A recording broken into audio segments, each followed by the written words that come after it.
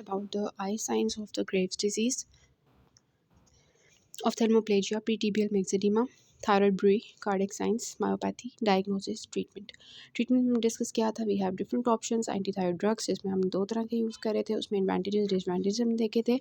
Block and replacement therapy का मैंने आपको बताया था। फिर सर्जरी हमने शुरू की थी, उसके एडवांटेजेस डिसएडवांटेजेस बताए थे। मैंने आपको बताया था सर्जरी करने से पहले यूथायरॉइड स्टेट में कैसे पेशेंट को लेके आना होता है, कौन सी सर्जरी हम प्रेफर करते हैं ओल्ड एज में, यंग एज में, और फिर रेडियोएक्टिव आयोडीन का रोल मैंने आपको बताया था। उसके एडवांटेजेस डिसएडवांटेजेस कॉन्ट्राइंडिकेशंस बताए थे। चॉइस ऑफ थेरेपी हम डिस्कस कर रहे थे, जिसमें मैंने आपको बताया था डिफ्यूज़ क्वार्टर में यंग एजेस में हमने कौन से डिफ्यूज़ क्वार्टर के केस में यंग एजेस में पेशेंट को क्या ट्रीटमेंट देना है, और ओल्ड एज में हमने क्या ऑफ़र करना है। फिर हम यंग पेशेंट में देखा था कि अगर लार्ज क्वार्टर है तो फिर क्या करेंगे, स्मॉल क्वार्टर है तो फिर क्या करेंगे, ठीक है। और यंग पेशेंट में हम कब रेडियोएक्टिव आयोडीन दे सकते हैं, ये चीज़ें हमने डिस्कस की थी। अब वो था डिफ्यूज़ क्वार्टर। डिफ्यूज़ क्वार्टर जब भी आपने देखना, मैंने आपको बताया आपको इतने मसले की बात नहीं लगनी चाहिए डिफ्यूज़ क्वार्टर की, क्योंकि वो अर्ली स्टेजेस में होता है। लेकिन जब पेशेंट का क्वार्टर जो है वो नोड्यूलर हो गया है, तो फिर आपने जो है ना उसको सोचना है कि अब इसमें मुझे थोड़ी सी ना करनी पड़ेगी। तो अगर अब ये तो होते ही लार्ज है ना, मतलब मल्टी नोड्यूलर क्वार्टर, आप सोचें इतने खौफनाक किस्म के होते हैं, इतने ज़्यादा नोड्यूल्स। तो इस ये दवाई से और रेडियोएक्टिव आयोडीन से नहीं काम चलाते, मतलब ये जो है ना उनको रेजिस्टेंट ही होते हैं किस्म के। मैं आपको बता सकती हूँ कि एक किस्म के ना ये बहुत बन गए होते हैं बड़े बड़े, तो इनके लिए हम दवाइयों से रेडियोएक्टिव आयोडीन से काम ही चला सकते हैं। तो इस वजह से हमें इनको सर्जरी करके ही निकालना पड़ेगा, ठीक है। लेकिन ऑब्वियसली वो लोग जो अनफिट हैं सर्जरी के लिए, फिर हमें फिर बेचारों को जो है उसके थ्रू ही करना पड़ेगा, मेडिसिन के थ्रू। अदरवाइज़ जब भी आपको नोड्यूलर क्वार्टर मिलेगा, लिखो सर्जरी, आपकी सर्जरी होगी। लेकिन पेशेंट अनफिट है, नहीं चाहता सर्जरी करवाना, तो फिर चलो दवाइयों से चलाओ काम, करो फिर कोर्स अपना पूरा। टॉक्सिक एडिनोमा, ये हमने पहले भी पढ़ा। टॉक्सिक एडिनोमा मतलब एक एडिनोमा छोटा सा मैम एक बना हुआ है हिस्सा, हमने वो थायराइड स्कैन से भी निकाल लिया, और वो जो है ना T4 बना रहा है, हाइपोथायराइडिज्म थायरोटॉक्सिकोसिस कॉज कर रहा है। तो क्या होना चाहिए सर्जरी इस वाले लोब को रिमूव कर दो जिस वाले लोब में वो प्रेजेंट है, ठीक है। तो ये लोब आप निकाल दो, तो सर्जरी हम करेंगे lobectomy is the treatment of choice. इसके अलावा इसके ऑपोजिट हमारा जो है alternative, that is radioactive iodine, जो कि 45 ईयर से ज़्यादा है। ऑब्वियसली मैंने आपको बताया कि 45 ईयर से ज़्यादा है तो आप रेडियोएक्टिव आयोडीन प्रेफर करते हो, ठीक है। अब थायरोटॉक्सिकोसिस की ट्रीटमेंट में जो मसला आता है वो प्रॉब्लम्स सबसे पहले प्रेगनेंसी में आप रेडियोएक्टिव आयोडीन नहीं दोगे। प्रेगनेंसी में ये बहुत इंपॉर्टेंट चीज़ है कि सेकेंड ट्राइमेस्टर में आप जो है, एक प्रेग्नेंट फीमेल है उसको ग्रेव्स डिजीज़ है, ठीक है। तो आप उसको ऑप्शंस कौन से दोगे, दो, या तो आप सर्जरी करवा सकती हैं या आप ये एंटी थायराइड ड्रग जो है इसको यूज़ कर सकती हैं।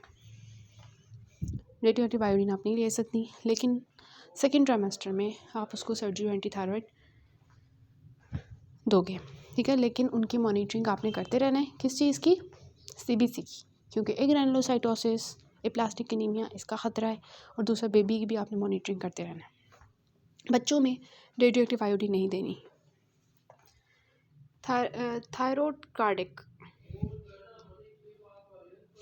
थायरोकार्डिक जो है, इसमें radio iodine is a treatment of choice together with antithyroid drugs for 6 weeks. Proptosis में मैंने आपको बताया कि आँख ख़राब है ना, तो इस केस में भी आप जो है वो रेडियोएक्टिव आयोडीन जो है वो नहीं दोगे। तो इसको पहले आप एंटी थायराइड ड्रग्स के थ्रू ट्रीट करोगे, क्योंकि सर्जरी और रेडियोएक्टिव आयोडीन इसकी कंडीशन को प्रेसिपिटेट कर सकता है।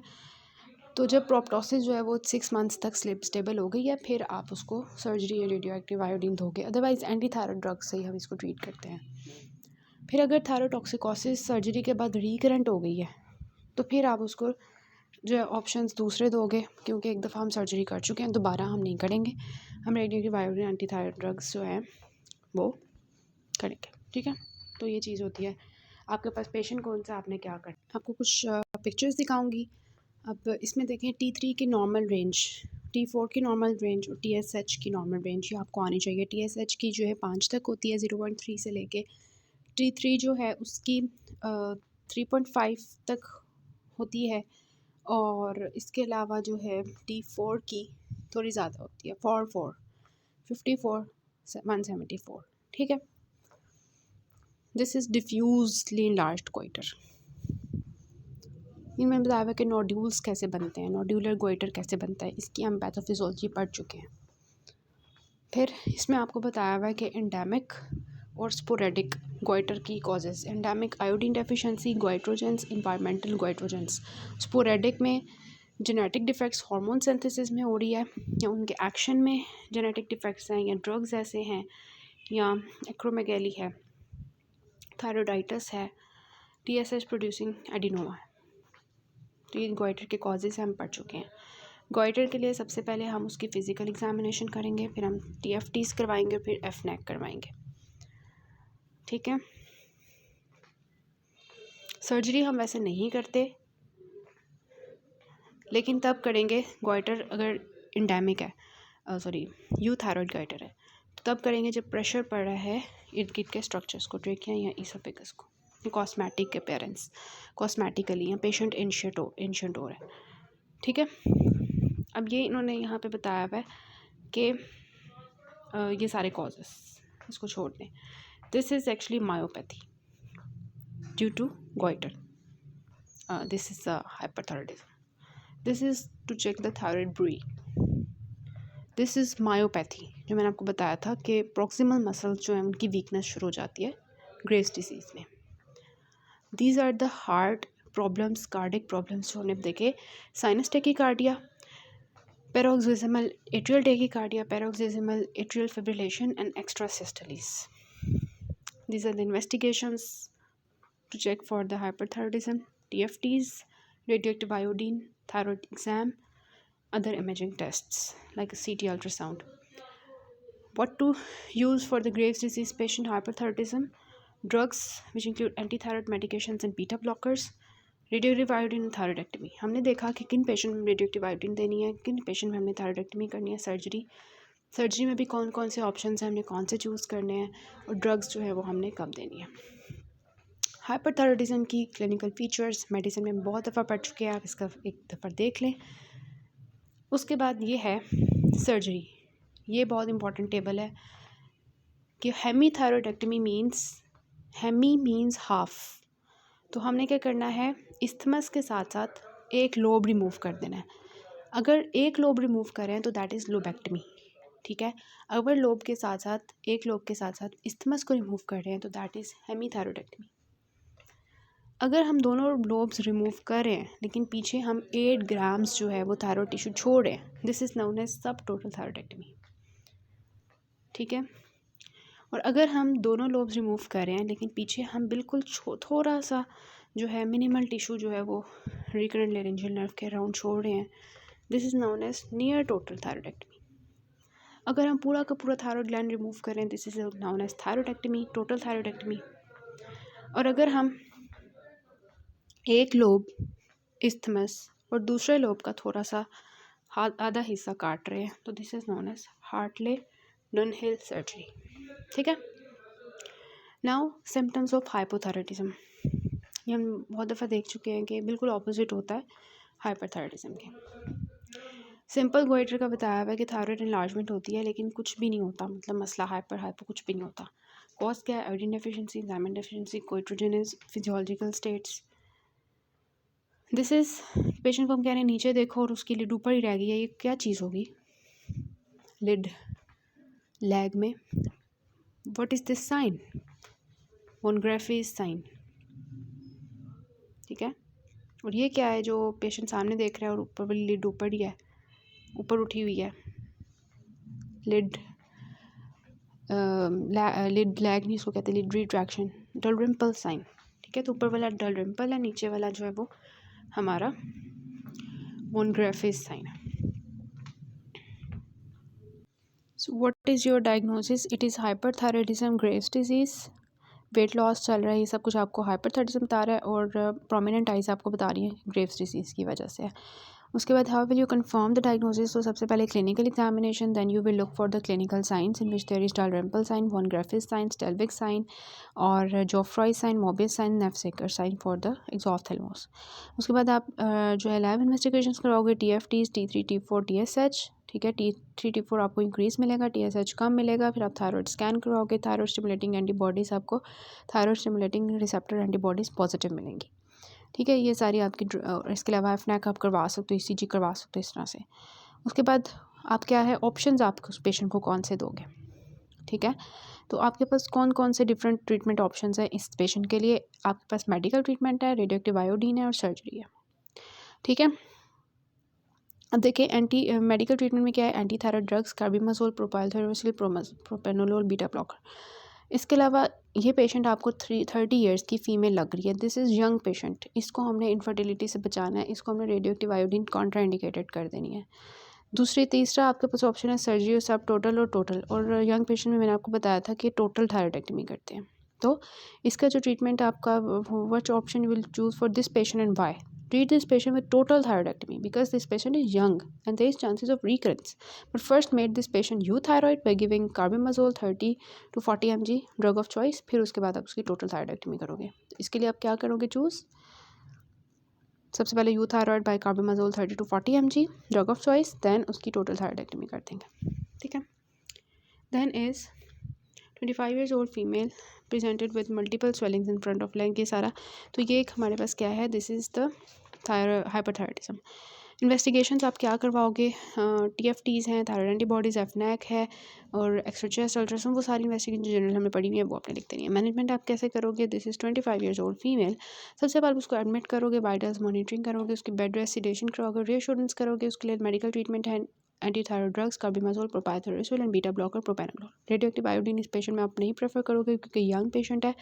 आप इसके लिए टोटल थायराइडेक्टमी करोगे with life long replacement of thyroxine 150 micrograms, ठीक है। उसके बाद जो है टोटल थायराइडेक्टमी आप इसमें करोगे क्योंकि यंग पेशेंट है।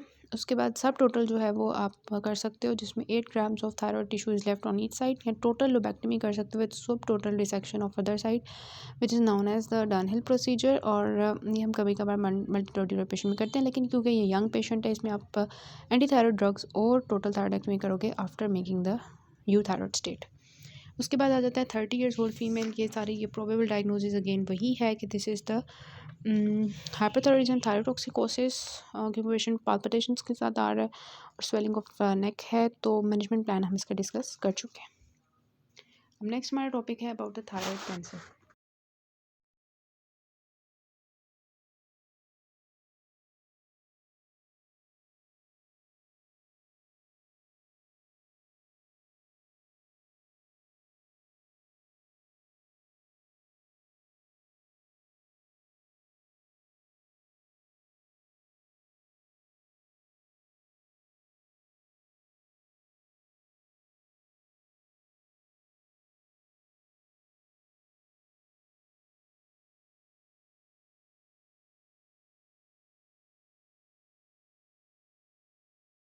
अब इसमें जो दरमियान वाला हाइपोथायराइडिज्म वाला पोर्शन है वो इतना इंपॉर्टेंट नहीं है, हाइपरथायराइडिज्म ज़्यादा इंपॉर्टेंट है, हम उसकी तरफ नहीं जाएंगे, वो आप जस्ट रीड करें।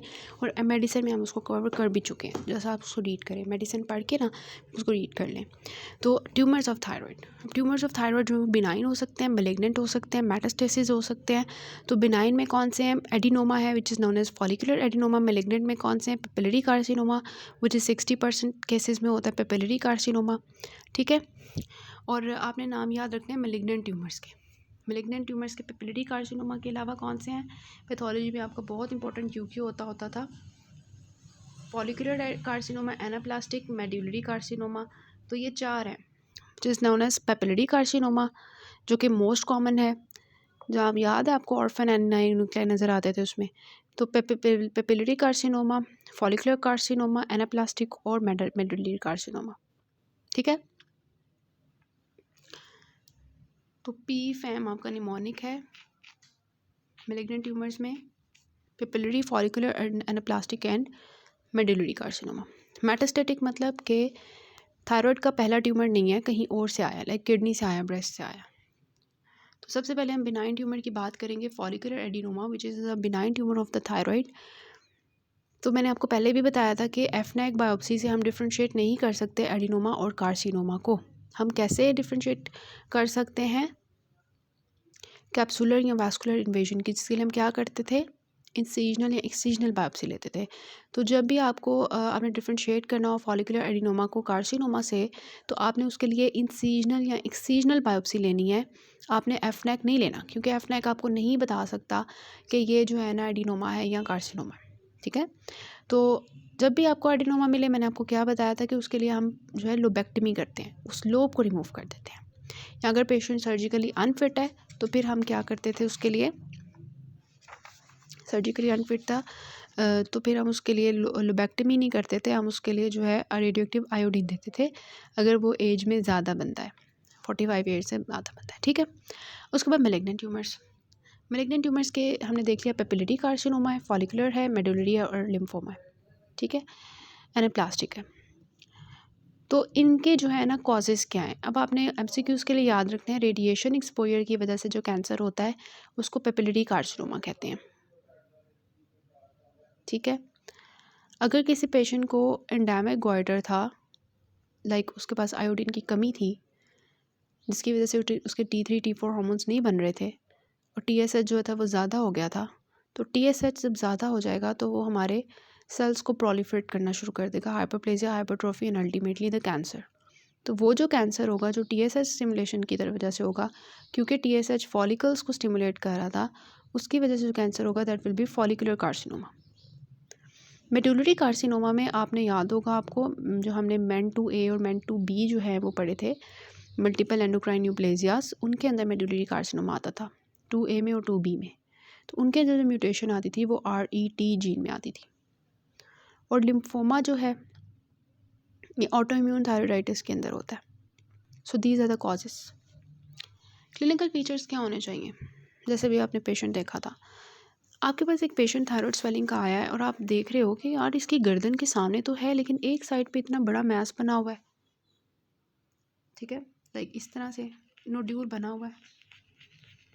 जब भी आपको छोटा सा सॉलिटरी नोड्यूल मिले ना किसी भी पेशेंट में, ठीक है, सॉलिटरी एक छोटा सा अकेला बेचारा पड़ा हुआ है, बेचारा तो नहीं है, बहुत खतरनाक है, एक अलग सा छोटा सा पड़ा हुआ है और वो बहुत हार्ड है, फिक्स्ड है। ठीक है, आपने सोचना है ये कैंसर है। ठीक है, पेशेंट को नहीं बताना, पेशेंट को परेशान नहीं करना, अभी आपने खुद अपने माइंड में लेके आना है कि ये कैंसर है। पेशेंट को कह दो ना हाथ लगा के, ये छोटा सा पड़ा हुआ है, हाँ हार्ड है, फिक्स्ड है, ये कैंसर है। पेशेंट तो गया, पेशेंट को नहीं परेशान करना, आपने सोचना है कि ये कैंसर है, हो सकता है। ठीक है, और साथ में पेशेंट कहता है कि लॉन्ग हिस्ट्री देता है। ठीक है, मैं थोड़ी सी पॉइंट साथ साथ बता रही हूँ। लॉन्ग हिस्ट्री देता है, इतनी देर से ये बना हुआ है, और साथ में हम उसको कहते हैं उससे थोड़े से सवाल करते हैं, कोई क्वेश्चंस करते हैं, और वो ना उसकी आवाज़ जो है ना थोड़ी होर्सनेस वाली है, और साथ में हम उसके लिम्फ नोड्स एग्जामिन कर लेते हैं सारे गर्दन के, उसमें हमें कोई लार्ज मिल जाता है लिम्फ नोड। तो इन केसेस में आपने सोचना है कि ये कैंसर है। ठीक है, होर्सनेस क्यों मिलेगी? क्योंकि उसकी रिकरेंट लैरिंजियल नर्व इन्वॉल्व हो गई होगी। ठीक है, तो इस वजह से ना ये चीज़ बहुत इंपॉर्टेंट होती है क्लिनिकली। स्प्रेड आ जाता है। जो पेपिलरी कार्सिनोमा होता है उसका हमने कॉज देखा था, रेडिएशंस की वजह से होता है। तो पेपिलरी कार्सिनोमा जो है ये लिम्फेटिक्स के थ्रू स्प्रेड करता है और सर्वाइकल लिम्फ नोड्स को इन्वॉल्व करता है। ठीक है, इस वजह से जब आपको सर्वाइकल लिम्फोडेनोपैथी मिल रही है तो आपने पेपिलरी कार्सिनोमा सोचना है। और आपने फिर हिस्ट्री क्या लेनी है? आपने कभी रेडिएशन की एक्सपोजर हुआ है आपको? आपने कोई रेडिएशंस का कोई काम किया हुआ हो? ठीक है, एक्सरे वगैरह करवाया हो? उसके बाद जो फॉलिकुलर होता है वो ब्लड के थ्रू बोन्स में, लिवर में, लंग्स में जाता है, BLL। ठीक है, बोनी स्टेट मेटास्टेसिस होती है। तो हम क्या पूछेंगे, कहीं और पेन है बोन्स में, कहीं पीछे कमर में पेन होती हो, या इस तरह से क्वेश्चंस की समझ आ रही है? तो जो पेपिलरी कार्सिनोमा है वो लिम्फेटिक्स के थ्रू स्प्रेड करता है, फॉलिकुलर जो है वो ब्लड के थ्रू स्प्रेड करता है, मेडुलरी दोनों फॉलो कर सकता है। ये MCQs के लिए इंपॉर्टेंट पॉइंट्स हैं, कौन सा किसे स्प्रेड करता है।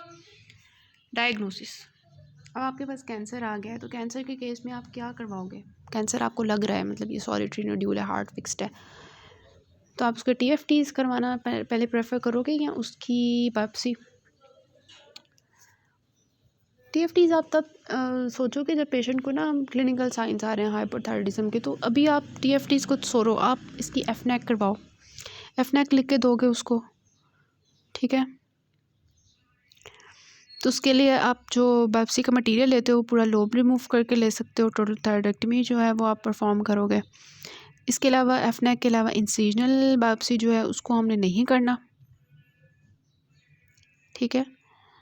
इसके अलावा उसकी ट्यूमर की स्टेजेस को देखने के लिए CD और MRI करवाओगे to check for the extent of tumour and lymph node involvement. बाकी TFTs आप करवा लो, बाकी चीज़ें, लेकिन सर्जरी करने से पहले जो यूथायरॉइडिक स्टेट देखनी होती है। अदरवाइज़ FNAC जो है वो आप इसमें प्रेफर करते हो। इंसिडेंट बायोप्सी नहीं लेनी। उसके बाद जो है ये इसकी स्टेजेस हैं। अगर 1 सेंटीमीटर या उससे छोटा है तो ये T1 है। अगर 1 सेंटीमीटर और 4 सेंटीमीटर के दरमियान में है तो दिस इज़ T2। अगर 4 सेंटीमीटर से बड़ा है तो T3। अगर वो उसने थायराइड कैप्सूल को इन्वेड कर लिया है तो दैट इज़ T4। अगर कोई लिम्फ नोड इन्वॉल्व नहीं है तो N0। अगर लिम्फ नोड इन्वॉल्व हो गया है तो N1। अगर कोई मेटास्टेसिस नहीं है तो M0। अगर मेटास्टेसिस हो गई है तो M1। पेपिलरी कार्सिनोमा हमने पढ़ा मोस्ट कॉमन। कौन कौन सी चीज़ें आपको पेपिलरी कार्सिनोमा के बारे में अभी तक समझ आई हैं? सबसे पहले तो it is most common. Aetiology क्या थी इसकी? रेडिएशंस। किसके थ्रू स्प्रेड करता था? लिम्फेटिक्स के थ्रू, सर्वाइकल नोड्स को इन्वॉल्व करता था। तो 60% जो मैलिग्नेंट ट्यूमर होता है that is papillary, young age group में होता है, लिम्फेटिक्स के थ्रू स्प्रेड करता है। क्यों इसको पेपिलरी कहते हैं? क्योंकि इसमें पेपिलरी प्रोजेक्शंस होती हैं जिनके अंदर एम्प्टी न्यूक्लियाई होते हैं, ऑर्फन एनियाइड न्यूक्लियस होते हैं। ये ज़्यादातर बायलेटरल होते हैं, मल्टीफोकल होते हैं, लेकिन इसका अच्छा प्रोग्नोसिस है, ठीक है? सर्वाइकल नोड्स को इन्वॉल्व कर लेता है, जल्दी डिटेक्ट हो जाता है। फॉलिकुलर, क्या पता है इसके बारे में? पहले इसका कॉज क्या था? एंडेमिक गॉइटर की वजह से, जो TSH की स्टिमुलेशन की वजह से हो रहा था। किसके थ्रू स्प्रेड कर रहा था? ब्लड के थ्रू, ठीक है? तो फॉलिकुलर कार्सिनोमा जो है बाय ब्लड करता है, कैप्सूलर वेसल्स को इन्वेड करता है। ये ज़्यादा एग्रेसिव है पेपिलरी से क्योंकि ब्लड में चला गया है ना, इस वजह से। और जो है हर्थर सेल्स इसमें होते हैं।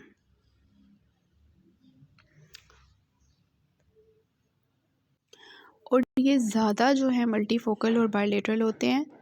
और ये जो है हाई मोर्टेलिटी रेट, क्योंकि मैंने आपको बताया कि ज़्यादा ख़तरनाक इसमें से जो फॉलिकुलर हैं वो ज़्यादा ख़तरनाक है। ट्रीटमेंट क्या होना चाहिए इनका? क्योंकि कैंसर है ना, तो कैंसर के केस में क्या आपका ट्रीटमेंट मेडिसिन ट्रीटमेंट होगा? नहीं, कैंसर के केस में क्या सर्जिकल ट्रीटमेंट ऑफ चॉइस होता है? Treatment of choice is surgery, ठीक है, या रेडियो एक्टिव आयोडीन थेरेपी। जब आपको जो है इसका मतलब डायग्नोसिस हो गया, FNAC के थ्रू आपने देख लिया कि ये जो है ना कंफर्म हो गया बायोप्सी से कि ये जो है ना पेपिलरी या फॉलिकुलर थायराइड कैंसर है, तो आपने क्या किया? टोटल थायराइडेक्टमी की, ठीक है? टोटल थायराइडेक्टमी की। उसके बाद अगर आपको जो है वो लिम्फ नोड्स पॉजिटिव मिलते हैं तो आप नेक डिसेक्शन उन लिम्फ नोड्स को रिमूव कर दोगे। और फिर सर्जरी करने के बाद आप थायरोक्सिन थेरेपी जो है 3 हफ्ते तक नहीं दोगे, क्योंकि अगर आप तो आपने सारा का सारा थायराइड रिमूव कर दिया, नेक डिसेक्शन कर दी, टोटल थायराइडेक्टमी नेक डिसेक्शन। उसके बाद आपने TSH का लेवल जो है वो राइज़ होने दिया, ताकि जो हमने रेडियो एक्टिव आयोडीन बायोडीन थेरेपी दिया है वो बाकी सबको जाके भी किल कर दे, ठीक है? 3 हफ्ते के बाद आपने थायरोक्सिन देना शुरू करना है। क्यों? क्योंकि हमने थायराइड रिमूव कर दिया, अब बाहर से हमें थायरोक्सिन देनी पड़ेगी। फिर उसके बाद जो है जब आप पता चल जाता है कि अब कैंसर सेल्स किल हो गए हैं, तो आप एक दफ़ा उसको कंफर्म करने के लिए पूरी बॉडी का थायराइड स्कैन करवाते हो। आपको कहीं भी कैंसर डिटेक्ट होगा तो आपको थायराइड स्कैन में नज़र आ जाएगा। अगर आपको नज़र आता है तो आप रेडियो एक्टिव आयोडीन थेरेपी करोगे। रेडियो एक्टिव आयोडीन थेरेपी कैसे काम करती है? हम पेशेंट को ओरली देते हैं, वो ब्लड में जाता है और फिर वहाँ पे जो कैंसर सेल्स होते हैं वो इस आयोडीन को, रेडियो एक्टिव आयोडीन को पकड़ लेते हैं और ये रेडियो एक्टिव आयोडीन बहुत हद मतलब ऐसा होता है कि रेडिएशन एमिट करता है और उन सेल्स को डिस्ट्रॉय करता है। ठीक है, तो इस तरह रेडियो एक्टिव आयोडीन काम करता है। उसके बाद ट्रीटमेंट करने के बाद आपका फॉलोअप क्या है, उसको नेक्स्ट पार्ट से जो हम कंप्लीट करते हैं।